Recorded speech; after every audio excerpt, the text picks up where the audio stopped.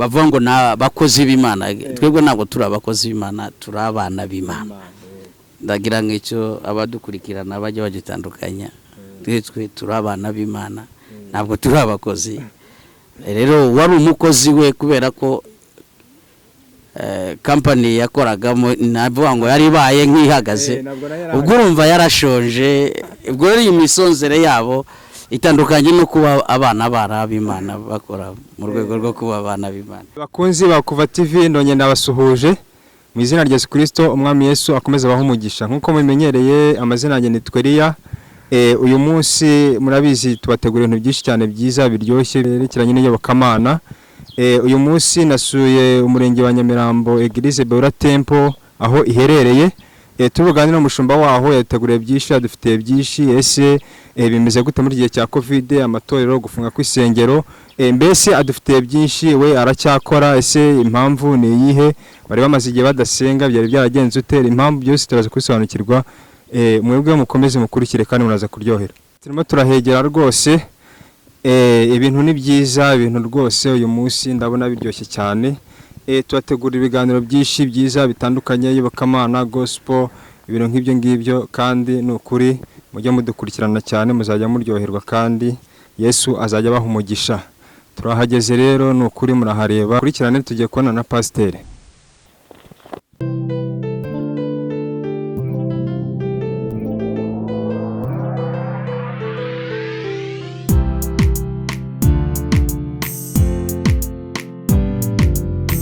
Nkuko nari mbibabwiye nahageze mushumba twabonanye pastor muraho neza Yesu nashima imbaza iteka ryose rwose nandi mambwira abantu mukanya ko nasuye urusengero rwanyu ruherera hano mu murenge wa Nyamirambo rwose ndahageze kandi nawe ndabona imbaraga n'amavuta rwose ari amavuta mu buzima busanzwe bimeze neza turaho tumeze neza turashimira Imana.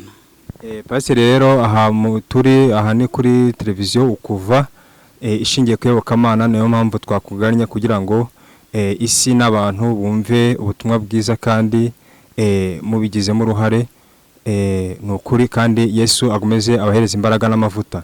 Rero pastor najya dutangire nkubaza ese muri iyi minsi ntango byoroshye mu gihe cya Covid gusenga guterana mbese mwebwe mwabigenje gutera ngo mwakoresheje n'irihe kwa mukire abashumba mugihagaze kandi abandi bya bimeze nkaho byagiye biyogayoga mbese mutubwire bimeze gute?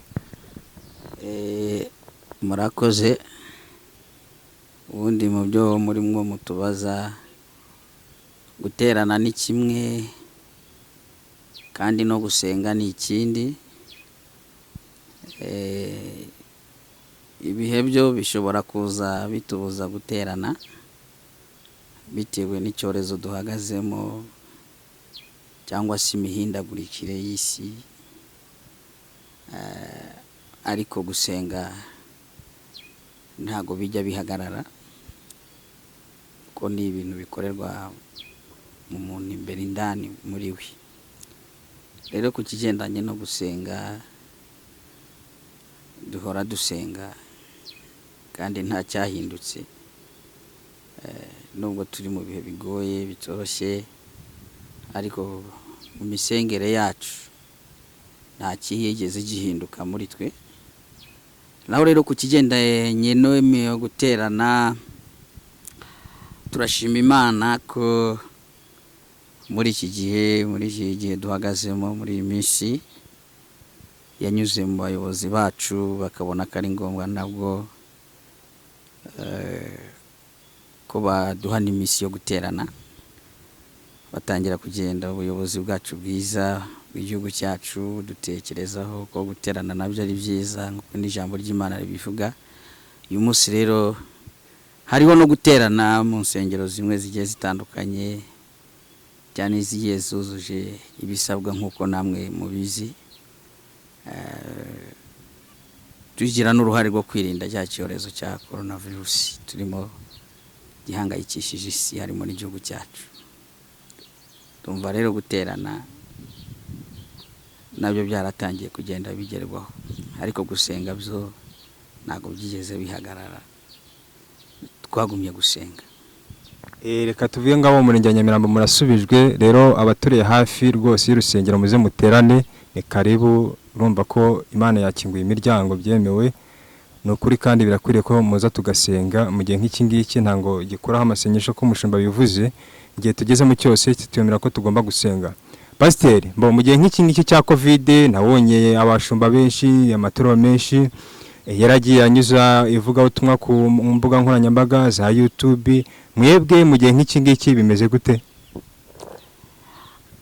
Nabyo ni byiza gukoresha imbuga nkoranyambaga tugeza abantu ubutumwa bwiza.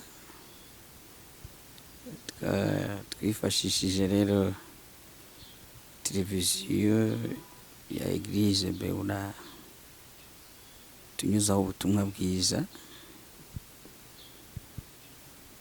uzayibona ubutumwa bwiza bunyuraho, ntabwo twabibagiwe abakoresha imbuga nkoranyambaga nibajyaho bazabibona kuko igihe n'igihe cyacu. Iyo turi mu gihe cyo gukoresha imbuga nkoranyambaga turazikoresha. Iyo televiziyo muzayibona ya Eglise, kandi bashaka kudukurikiraniraho ubutumwa bwiza barabikurikirana bakabibona, kandi Imana nta hantu itanyura ngo igere ku muntu wari wese ishaka kugeraho. Naho rero Imana igihanyura ikagera ku bantu bayo kandi igakora icyo ishaka gukorera abantu bayo, ikanabumvisha icyo ishaka kubumvisha. So urumva rero muri ibyo nabyo turashimira Imana ko igenda bidufasha kandi bikagenda neza. Biroroshye rero kudukurikirana no kumenya aho mwadushakira. Biroroshye. Yego murakoze cyane. Pasiteri urakoze cyane. Abakunzi ba KUVA TV murumva ko rwose ikiganiro kiraryoshye ndi kumwe n'umushumba w'amavuta, umushumba w'imbaraga, usenga no kuri ufite ijambo ry'Imana Imana ihamagaye mu gihe nk'iki ngiki. Rero murumva ko mushaka gukurikirana ubutumwa bwiza jya kuri Beura TV, umukurikirane urasanga ibintu byiza, ijambo rikiza, ijambo ribohora, kandi bizaba byiza bizakuryohera. Rero bakunzi ba KUVA TV turi kumwe n'umushumba n'ukuri wageze Beura Temple uhawe na Semariko. Pasiteri mu minsi nk'ingiyi bagiye kubafungurira muritegura iki? Ni ibihe bishya muzanye? Mbese itandukaniro rihari mu gihe cyari gifunguye mu gihe nk'iki ngiki bagiye kubafungurira, ibishya muzanye ni ibihe ngo abantu babyitabire? Murakoze. Mu ruhande rumwe ni byiza, imbaraga zo guterana nabyo bigira imbaraga zabyo. Ni nayo mpamvu kugaruka kwabyo twabyishimiye ndetse tunezererwa Imana, ndetse dushimira n'ubuyobozi bwacu buba bwadutekerejeho kandi bukabona ko icyo kintu ari cyiza. Rero gukinga urusengero abantu bakongera bagahura bakaramya Imana bagahimbaza Imana, ubwo ijambo ry'Imana rivuga icyuma cyazi ikindi no kongeranira imbaraga, kongera gufatana, kongera guhuza ya masengesho, bya byiringiro, imbaraga zari zaratatanye zikongera guhura. Niba hariho guterana k'umuntu, gusenga k'umuntu mu mutima, mu rusengero, umutima we iwe mu rugo se, ariko uyu munsi hakaba hongeye kubonekaho guterana, ijambo ry'Imana rivuga ngo mugire guterana kwera. So rero ibyo turabinezere kuko hongeye kugaragaraho guterana kwera. Turashimira Imana. Hanyuma ibishya cyangwa se agashya, ubundi mu Mana ibintu bihora ari bishya. Ijambo ry'Imana rivuga ngo tuva mu bwiza tujya mu bundi. Ibihe twanyuzemo ntabwo byoroshye, tugicamo, turwana nabyo, ni byiza, nabyo bigira ikindi kintu bitwigisha. ntabwo ducika intege ahubwo bitwongerera imbaraga kumenya neza noneho aho tujya n'umurongo mwiza. Ibyo nabyo ntabwo tubyinubira ko twanyuze muri ibihe bisa bitya, ahubwo twishimira cyane umurongo mwiza twakuyemo aho kubwiriza ubutumwa bwiza. Rero ndumva Imana iracyadusiza amavuta yo kubwiriza abantu ubutumwa bwiza. Amen, amen, amen, amen. Bakozi ba KUVA TV, nukuri umushumba agira ati no kuva mu bwiza tujya mu bundi. Ndabizi abakunzi ba KUVA TV muri abana beza, reka nongeye mbibutse muri gihe turimo cyo guhangana na COVID, kubahiriza ingamba mu rusengero, mu yuko intambwe gushyiramo metero kugira ngo ibintu bikomeze bigende neza, kandi kubaha nicyo cya mbere, kandi nabyo Imana ishima. Pasiteri aragira ati mu gihe cya COVID byabaye byiza cyangwa se byadaye umurongo mwiza wo kubwiriza bitandukanye n'igihe cyatambutse. Pasiteri nagira ngo ukurikira usobanurire abadukurikiye kugira ngo basobanukirwe neza, mbese iyo tandukaniro ryaje mu gihe nk'iki ngiki cya COVID mu gihe cyashize, gerageza usobanurira abantu nibijyanye nka gute. Ndagira ngo abadukurikirana bumve neza, ibibi ntabwo ari ibiza kutwica gusa ngo bitwice gusa kuko byitwa ibibi, ahubwo harimo n'ibitwigisha. Hari igihe umuntu areba imbaraga z'ikibi binkomeretsa ntabonemo ko harimo n'ibimwigisha. Mu ruhande rumwe ujya gusimbuka ahantu hanini asa nk'ahasubiye inyuma, agatira y'imbaraga zimuha gusimbuka ahantu hanini. Niyo mpamvu rero uyu munsi ntabwo dukwiriye cyane kurizwa nuko habonetse icyorezo cya coronavirus gikoma abantu mu nkokora, kikagira bimwe gifunga, kibangamira benshi. Cyaduteguye kongera gutekereza cyane no kubaka ibintu bikomeye. Iyo habonetse ikiza kigasenyura ibintu, abantu babonye umurongo mwiza noneho kugira ngo bazubake ibindi bintu bikomeye, hanyuma kugira ngo bitegure ko hazaza ibindi. So rero ndagira ngo babwire abadukurikirana, ni igihe ahubwo cyo kwitegura kugira ngo umuntu yubake ibintu bikomeye muri we, urufatiro rizima muri we, mu buryo bw'umwuka, mu buryo bw'umubiri, mu buryo bw'umubiri. So ntabwo dukwiriye guharanwa n'ibyo ngizo rero ngo tubone ikibazo gusa ntitubonemo igisubizo. Mu kibazo hihishemo igisubizo. So Imana ibishaka ko tubona igisubizo mu kibazo, ntabwo ishaka ko tubona igisubizo mu bisubizo, ahubwo ikeneye ko tubona igisubizo kivuye mu bibazo. So uyu munsi rero coronavirus cyangwa se imihindagurikire, ntibagume abantu kuyibonamo ikibazo gusa, ahubwo bakuremo igisubizo. Numva ari ubwo butumwa, iyo message nageza ku bantu badukurikiye. Kugira ngo bakunzi ba KUVA TV mwabyumvise, umushumba dufite byinshi, aradusobanura byinshi. Murumva ko COVID si ikibazo, ahubwo ikibazo kiva mu gisubizo, kandi igisubizo cyiza nanone kiva mu kibazo. Umushumba nukuri turasobanukirwa, turaza kuryoherwa, nizereka kandi mwishimye kandi mwanezerewe. Mushumba, muri iki gihe cya COVID urihangana, nkunda kubaza cyane.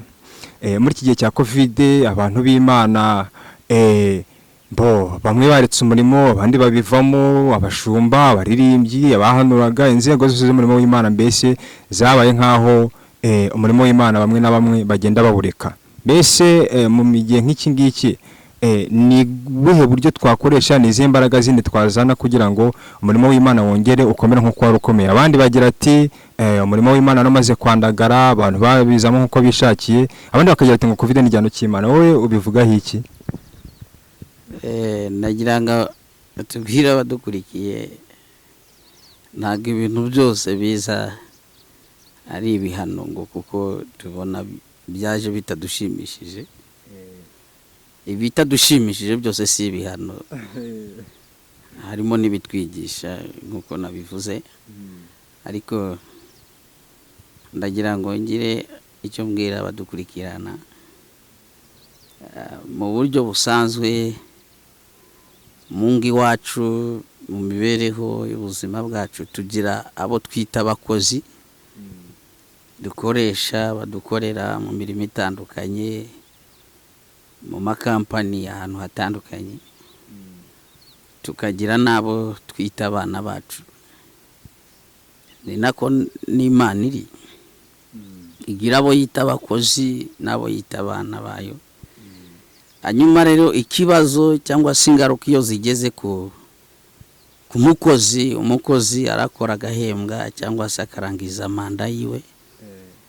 Abagiye barangiza manda yabo muri iki gihe cya corona ntabwo twabitindaho cyane, abari pasiteri cyangwa abaririmbyi, manda zabo zarangiye. Ariko iyo umwana mu rugo ntabwo igirangira, umwana nyine ahora ari umwana. Abakoreraga ibihembo muri uyu murimo arahembwa, yarangiza guhembwa, hanyuma ibihembo bye umukoresha akamubwira ngo ndumva igihe cyo kugukoresha kirarangiye, ndagusezereye. So urumva rero mu by'ukuri kuri icyo kigendanye n'abagiye bagwa muri ibi bihe ngibi no nakigereranya n'icyo ngicyo cy'abakozi n'abakoresha babo. So ariko abagikomeje abana mu rugo, abo Yesu ahamagarira kuba abana, kandi bakazumva ari abana mu rugo, bakora mu rugo, baba mu rugo, bafite inshingano mu rugo nk'abana. So baracyahari, barakomeje, kandi ntibacogoye, ntibatewe n'impungenge z'ibyo bibazo bihari. Barareba umurimo w'Imana uzamuka kandi ukoreka. Bakunzi ba KUVA TV, ngira ngo murabyumvise ibyo abenshi bibazaga ngo mbese abantu b'Imana ko baretse umurimo. Urumva ko hari abakozi, hari n'abana b'Imana. Nako ndabizi mwebwe abakunzi ba KUVA TV muri abana b'Imana, kandi ntango igihe gihindutse kigukora mu buntu bw'Imana, ahubwo kigukomeza muri ubwo buntu bw'Imana kugira ngo bigende neza. Rero nukuri ndanezerewe cyane, ndi kumwe n'umushumba ufite ubwenge bw'Imana. Reka nongeye mbisubiremo, afite ubwenge bw'Imana, ariho amavuta y'Imana. Urumva ko niyo avuga, niyo asobanura, urumva ko mbese Imana imurimo. Kandi haleluya, pastor ndamufashijwe. Gira ngo nawe urafashijwe. Urubugiye mu mwuka wera. Bagiye mu mwuka, nige ko nabantu yamfashwe ndataha, ariko noneho turagumana ahubwo. Nukuri nkomeje kubashimira mu mudukurikiye kuri KUVA TV. Ndi kumwe n'umushumba, namusuye, nafashe urugendo ndatega njya kumureba kugira ngo mbashakire ibintu byiza bibanezeza kandi bijyaho bibakura bikagira naho bibavana. Wumvishe ko kuba covid bamwe bararetse umurimo w'Imana bakabivamo, nanjye ndasobanukiwe nuko batari abana b'Imana, cyangwa se nuko batari abana mu rugo, bari abakozi. Rero umukozi iyo manda yirangiye cyangwa se ukwezi kwe kurangiye, iyo umukoresha bishatse aramwirukana. Bivuze ngo rero abavuye mu murimo w'Imana ntango abo bari abakozi, nyiri umurimo rero yarabasezereye. Pastor, nukuri nuko kuri abyenyine ndabona amavuta y'Imana akuriho nukuri kwa Yesu, kandi ni byiza. Rero ndashaka kugira ngo abadukurikiye basobanukirwe Eglise Beura Temple yatangiye ryari, yatangiye gute, mbese n'abadukurikiye kugira ngo basobanukirwe. Kandi ndabashishikariza kuza guterana muri Eglise Beura Temple. Ni ahantu hari amavuta, ni ahantu Imana ivuga, ni ahantu hari ijambo, bashingiye ku ijambo ry'Imana. Reka wa mugani mitemboneraho mbaza umushumba, ese pastor itorero ryanyu indangagaciro zigenderaho ni izihe? Urakoze. Baze sinkuvuga kuri kimwe cy'imitangirire ya Eglise Beura. Ibintu tubibona iyo bitangiye uwo mwanya, ariko biba byaratangiye kera. Reka rero tuvuge ko byatangiye kera mu mitekerezo by'Imana cyangwa se mu migambi y'Imana, muri PRIMANA byatangiye kera. Yari hari bimaje kuva muri PRIMANA, umugambi w'Imana ibidushyiramo, urumva ni urugendo runini. Uyu munsi rero igeze aho igaragara ni imyaka 5. Yes, hanyuma rero muri iyo myaka 5 yose twagiye tubona mu bwiza bw'Imana, twabonye Imana, twagiye tubona imbaraga z'Imana, Imana iri kumwe natwe.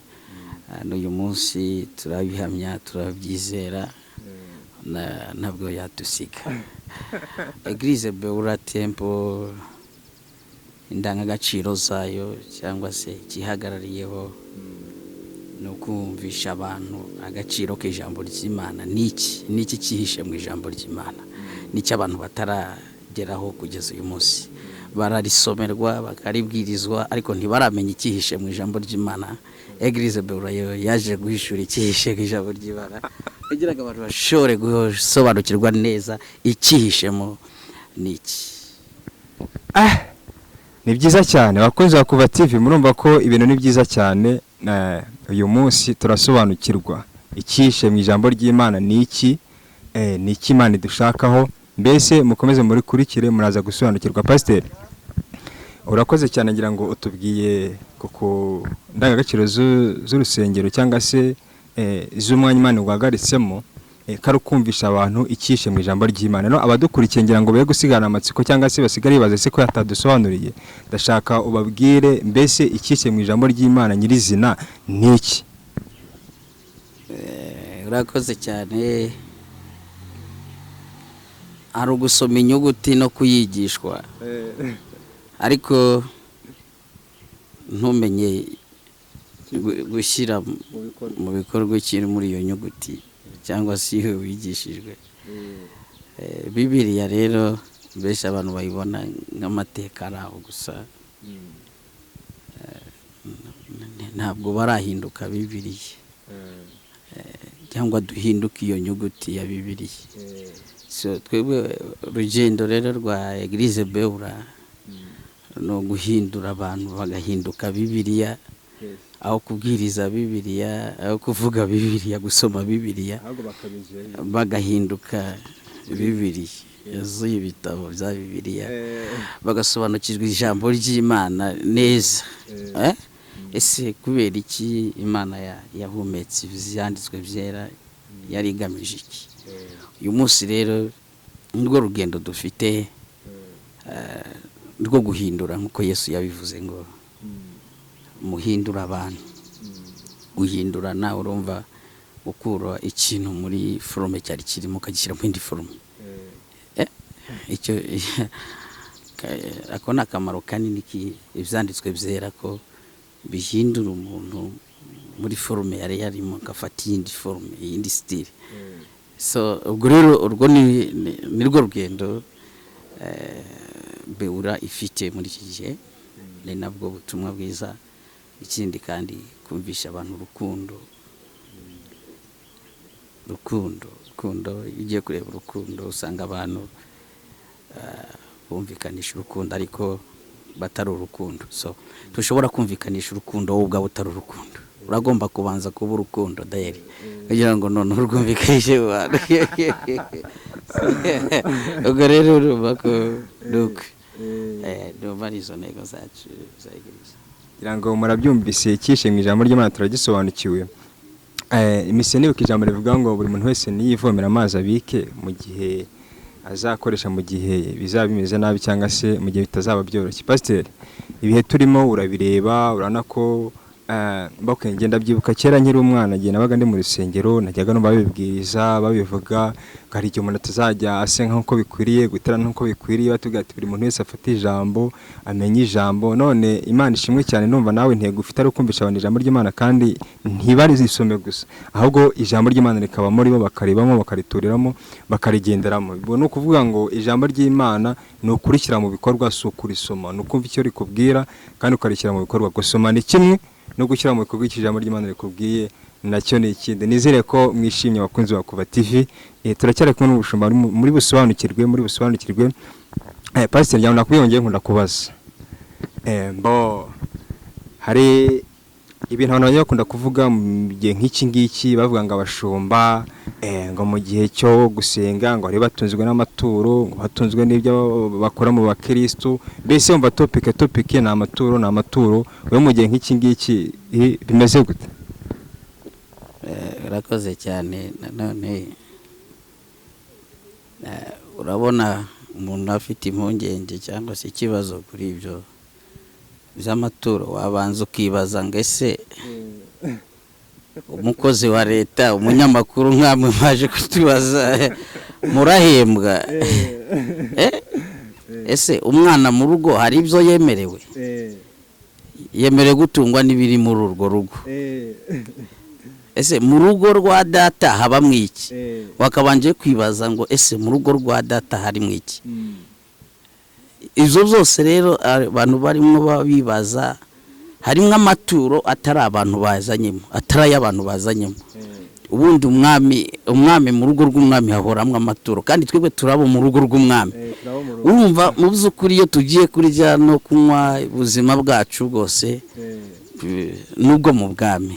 So rero kuba afite impungenge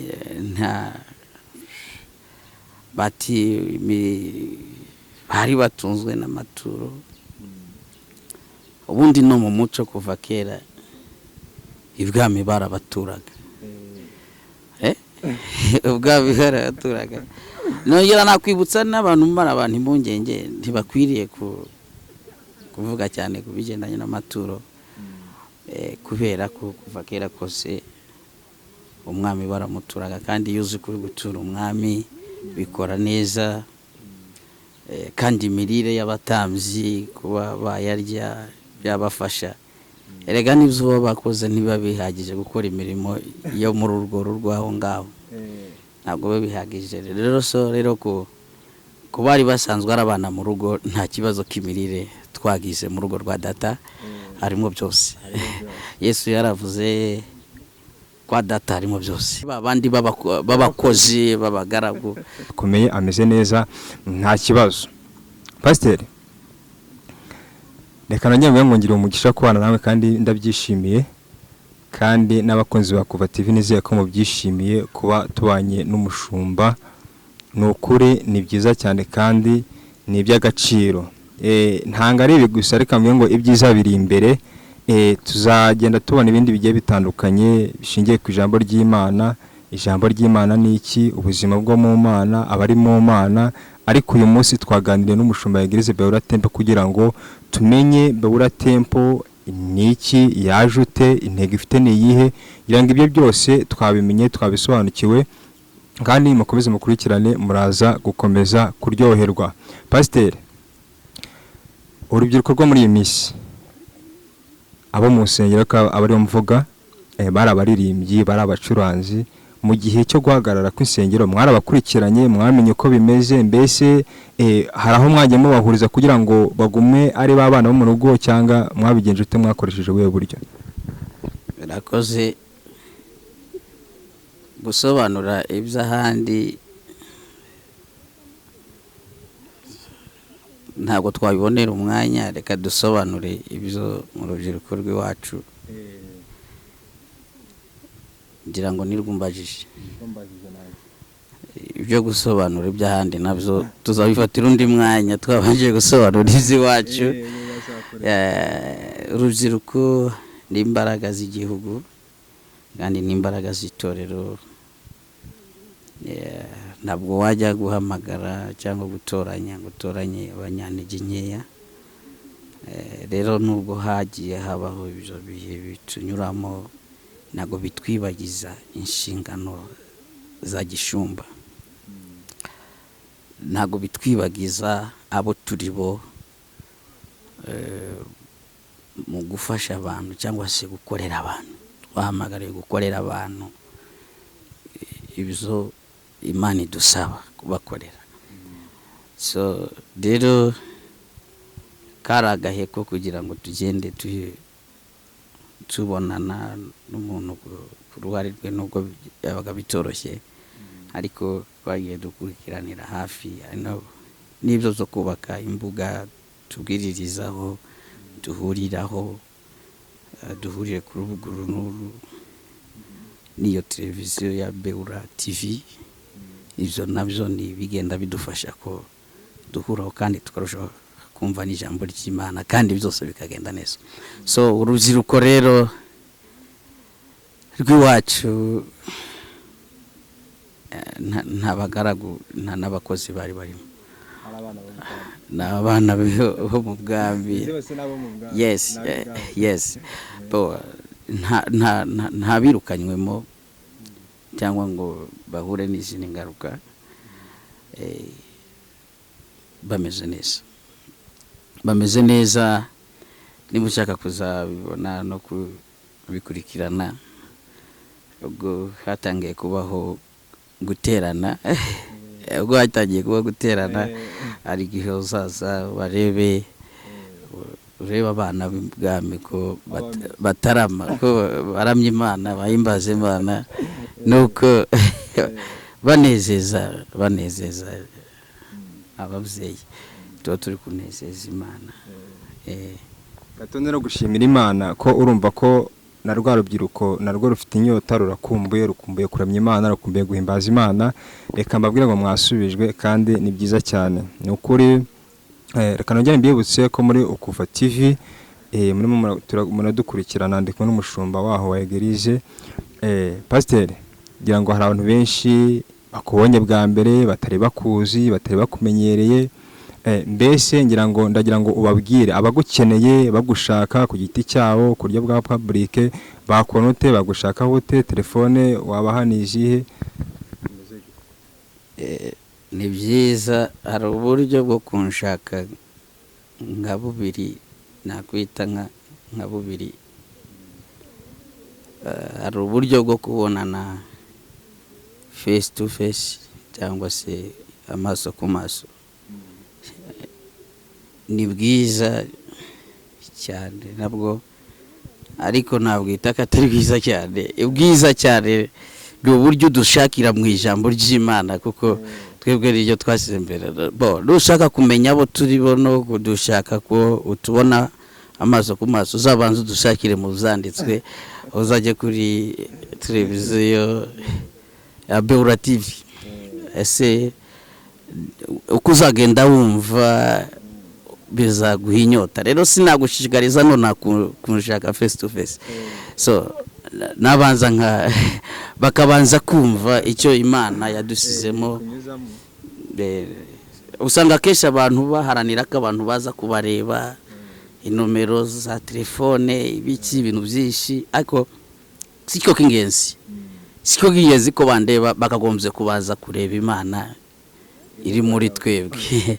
Niba mara kubona iyo Mana bakumva bayifitiye inyota, bazamenya n'inzira banyuramo. Si ngombwa ko twabibabwirira, bazamenya inzira banyuramo baze.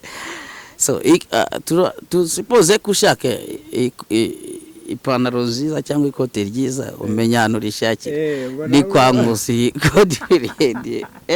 So ubwo rero ubona ko ikintu ari cyiza kandi ugikeneye, uzamenya n'inzira unyuramo yo kujya kugishaka. Ndumva kuri icyo ngicyo. Kandi nabwo inomero nibajya aho ngaho bazazisanga. Ndumva ari ibyo ngibyo wenda kuba dukenera kutubona amaso ku maso, face to face. Yes. Bakunzi ba KUVA TV, ngira ngo ndabizi ntango habura uvuga ngo ese umushumba umuntu amubona gute, umushumba mukeneye yamugeraho ute. Ngira ngo abisobanuye mu buryo burambuye kandi bwumvikana. Wajya kuri YouTube channel yiwe, nakuye ko ari Eglise Beura Temple, ahuzuye ijambo ry'Imana, ryakubohora, ryakubatura, ryuzuyemo Imana kandi rifite amavuta kandi ryiza cyane. Rero ndabashimiye abakunzi ba KUVA TV, we wafashe umwanya wo kudukurikira. Reka nongere mvuge ngo Yesu aguhe umugisha kandi mwinshi, kuko ijambo ry'Imana rivuga ngo abo guhabwa umugisha bakwiye kuwuhabwa. Nanjye rero ndawubasabiye abakunzi mwese ba KUVA TV, aho muherereye hose, munkurikirana muri mu Rwanda, munkurikirana muri Burundi, muri Kongo, muri Uganda, Tanzania, aho waba uri ku isi hose, ku mugane w'Uburayi, Aziya hose. Reka mvuge ngo ndabasuhuje abo dusangiye ukwemera ko mwese mu mwami wacu Yesu Kristo. Reka mvuge ngo Yesu nabahereze umugisha. Pastor, reka mvuge ngo ngushimire ko wafashe umwanya wawe ukatwemerera ukemera kuza kuri KUVA TV, ukemera kuganiriza abakunzi ba KUVA TV. Reka nongere mbwiye ngo ni iby'agaciro kandi byiza cyane. Ntanga ari ubu gusa, tuzagaruka tuzakorera urubyiruko, mbese turebe imikorere ya Gereze Bella Temple ikorute imeze ute. Reka mbwiye ngo ronda bashimiye ibyiza ni ibigaruka, kandi reba umunyarwanda neza ngakaryoshye gora mwitama. Reka mbwiye ngo ibyiza biri imbere, hari ibiganiro byinshi, hari inkuru nyinshi, mbese ni byiza cyane, ni byiza cyane. Reka mbwiye ngo ni byiza wowe kurikirana KUVA TV uko bukeye uko bwije. Reka nongeye nkwibutse wibuke gukora subscribe, ukore share, comment, buri kimwe cyose n'ukuri, kandi iyo nkunga nuyikora Yesu azaguha umugisha. Reka mvuye ngo fatanya nanjye kwamaza ubutumwa bwiza, niyo ntego yanjye, niyo focus, nicyo cyerekezo, nukubagezaho ubutumwa bwiza, nukubagezaho iby'urugendo rugana mu ijuru. Murakoze, yari umukunzi wanyu Elia. Yesu abahereze umugisha.